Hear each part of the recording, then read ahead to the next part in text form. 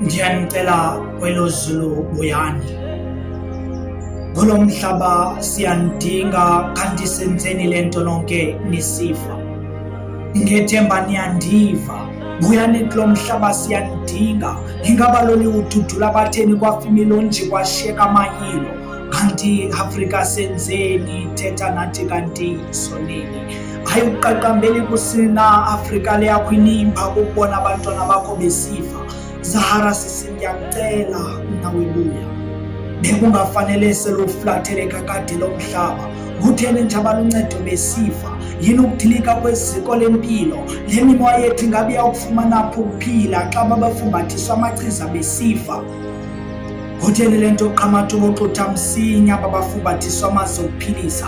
Phofu kuzahara wabubona ubunzima bempilo de ngayo wasilumkisa.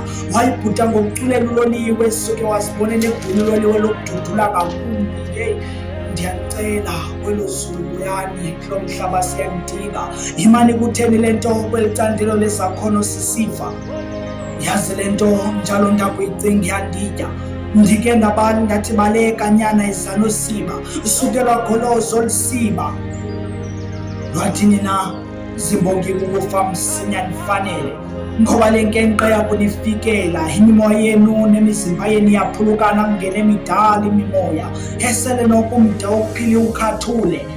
Yiloo nto nikwazi ukubhala ngobomi bamandulo ningazange nabuphila. Lutho lusiba unobangela wobhubha kwemvumi.